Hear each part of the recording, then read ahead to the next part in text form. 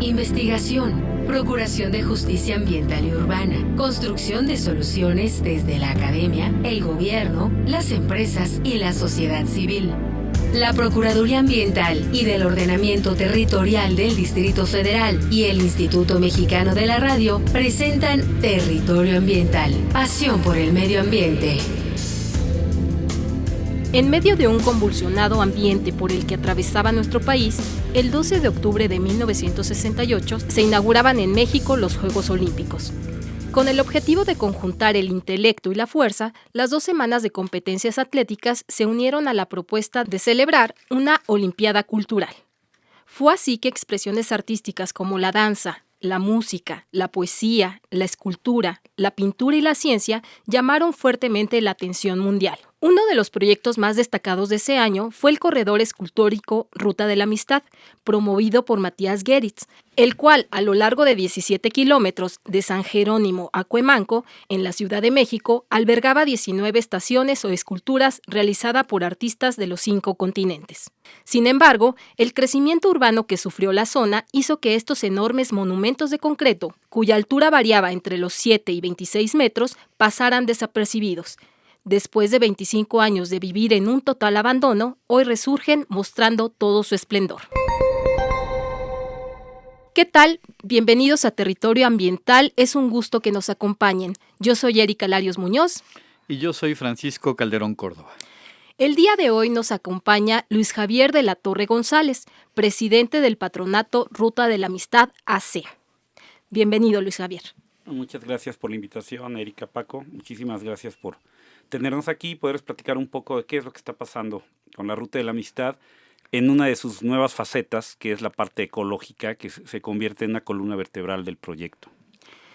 Gracias, Luis Javier. Pues para situar al auditorio, pues quienes vivimos o transitamos por la Ciudad de México pudimos disfrutar a lo largo de muchos años el corredor artístico que fue considerado como el más largo del mundo, que contaba con estructuras muy coloridas, monumentales, y que podíamos recorrerlo sobre periférico.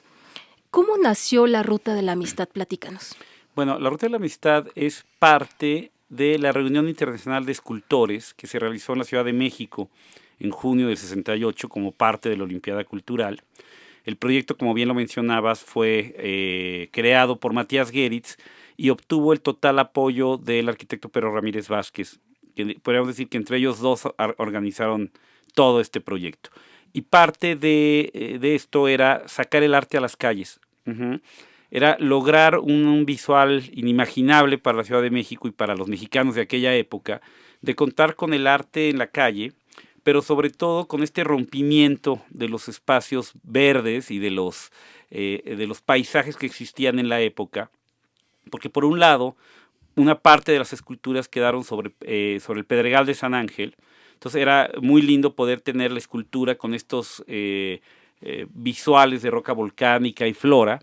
Y más hacia el sur, a partir de Viaducto Tlalpan, era la parte de humedales, donde entonces las esculturas tenían esta combinación con campos de siembra, con pequeñas lagunas y con un campo mexicano antes de llegar a Cuemanco. Ese fue el concepto, que al final era unir los escenarios olímpicos. En este caso, el Estadio Olímpico hacia San Jerónimo y de San Jerónimo hasta Cuemanco, donde se realizaba el remo, ¿no? Y el canotaje. Esa fue la idea general.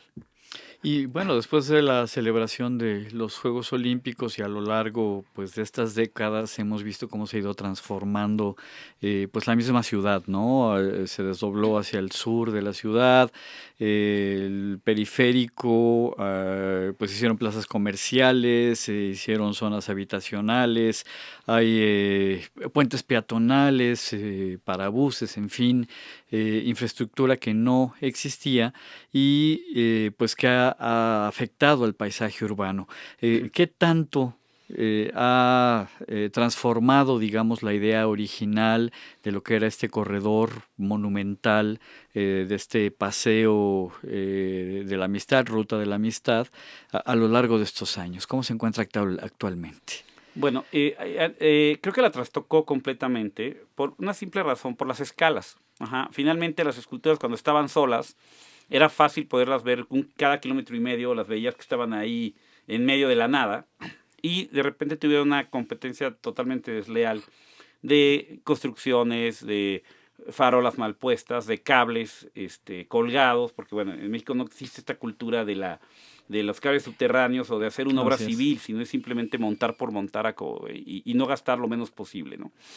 Y eso fue un tema. El otro tema muy sorprendente, que eso se vino con los años, es que se hacía prácticamente imposible visitar la ruta, porque sucede que todas las colonias aledañas a las piezas están tapizadas de casas y por lo tanto no hay un solo lugar donde aparcar.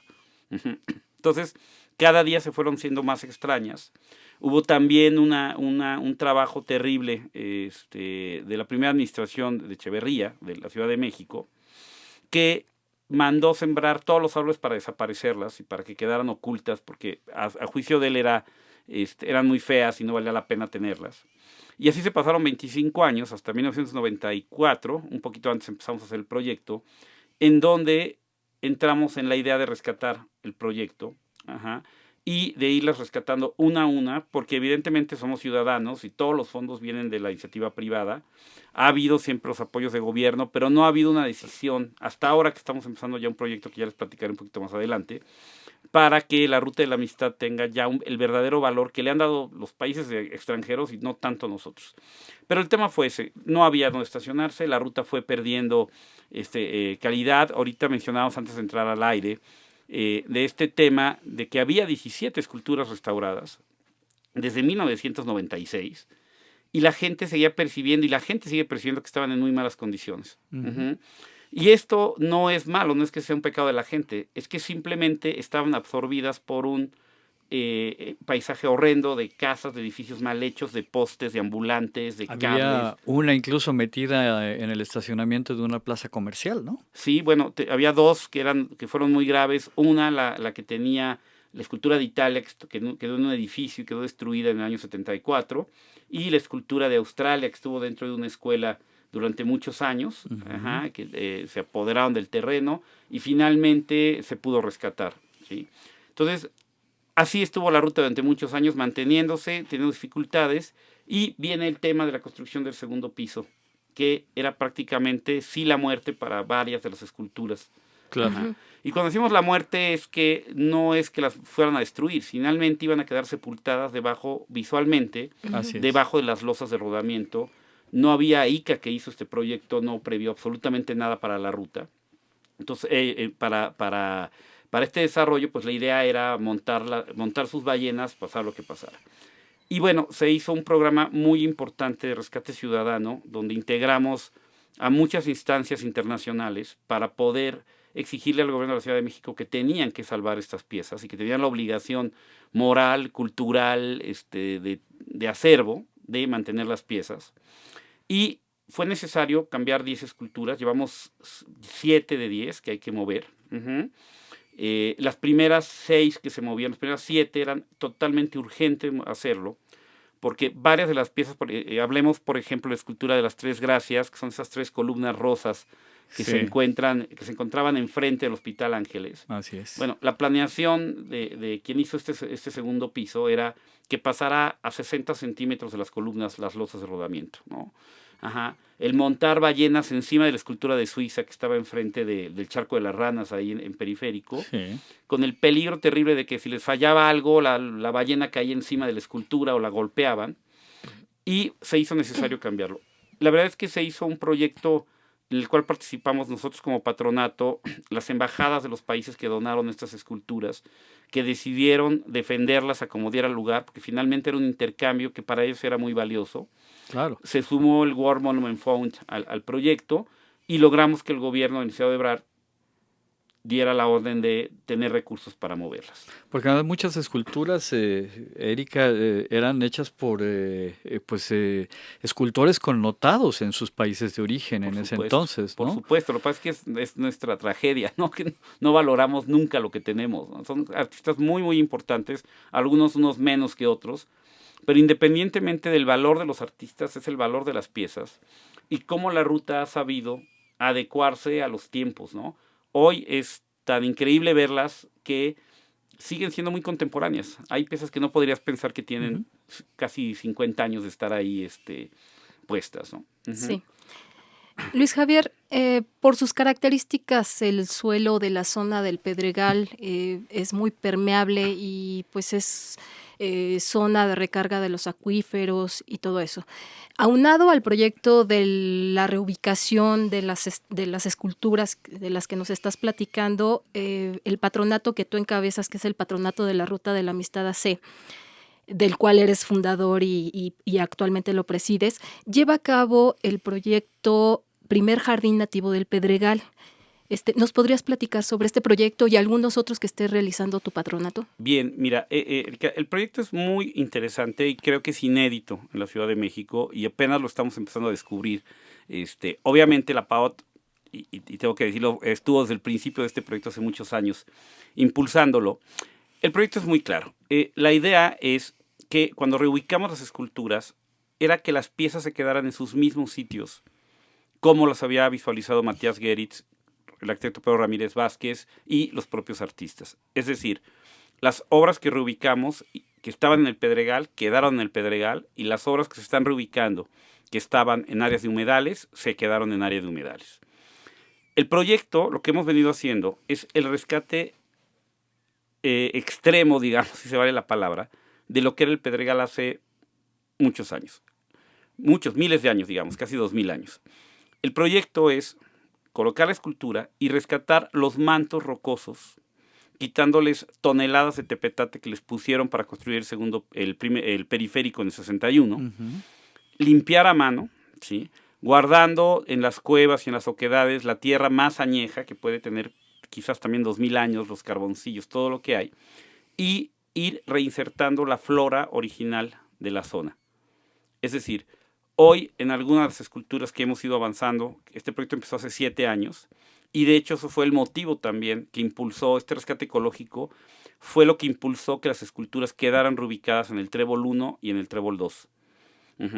Entonces, ahora lo que tenemos es un paisaje donde encontramos cavernas, rocas que estuvieron prácticamente sumidas debajo de tepetate durante 60 años, y ahora están expuestas.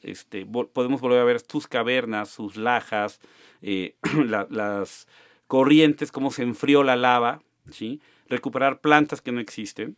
Como ¿sí? cuáles tepozanes, Los pirules, las orejas de burro, el palo loco. El palo loco. Ajá. Pero creo que una de las cosas más interesantes es que en la escultura de Australia, que es otro de los jardines que estamos haciendo, tuvimos el primer premio a un esfuerzo de 7 años de estar saque tierra, limpiando a mano que fue encontrar una abletia urbana que prácticamente está extinta. ¿Qué es una abletia urbana? Es una orquídea. De hecho, bueno, la UNAM y REPSA, que es la Reserva Ecológica de la UNAM, nos ha apoyado desde hace muchos años en la vigilancia, en la supervisión del proyecto. Bueno, pues encontramos esta abletia que increíblemente está prácticamente extinta fuera de la reserva del Pedregal. Aparte, dentro de la reserva hay ya muy pocas plantas, y sin embargo aquí tenemos 7 que han sobrevivido 60 años a los cortes de pasto de la gente que iba antes a cortar el pasto. Ahora las zonas ya están protegidas y están con una malla de protección, pero sobrevivieron todos esos años. Y lo que nos va demostrando la naturaleza es su poder de recobrarles, de una vez que la volvemos a liberar de todo nuestro urbanismo y todo lo que le hemos dañado, cómo vuelve a tener una recuperación excelsa, que es lo que sucede hoy en la Ruta de la Amistad. Bien, pues creo que es obvio con lo que dices la importancia de la recuperación de los espacios públicos en favor del orden urbano, de buscar toda la armonía entre todos estos elementos que han estado recuperando a través del proyecto de la Ruta de la Amistad. Luis Javier, se nos termina el tiempo. Por favor, proporciónale al auditorio de Territorio Ambiental un sitio web o redes sociales donde puedan encontrar todo el trabajo que han estado haciendo, información sobre el trabajo de recuperación de la Ruta de la Amistad. Muy bien, bueno, nos pueden visitar en www.mexico68.org, hacerse amigos en Facebook de la Ruta de la Amistad, por supuesto, nuestro Twitter, que es RutaMex68, y recordarles que estén muy atentos. Viene un programa muy importante que serán los primeros bosques comestibles en la Ciudad de México alrededor de la Ruta de la Amistad. Estén muy atentos porque estamos a punto de iniciar otro de los proyectos más inéditos de ecología en la Ciudad de México. Luis Javier, pues muchísimas gracias. Gracias Erika. a ustedes. Luis Javier, gracias por acompañarnos y Paco, nos escuchamos en la próxima emisión. Gracias. Saludos.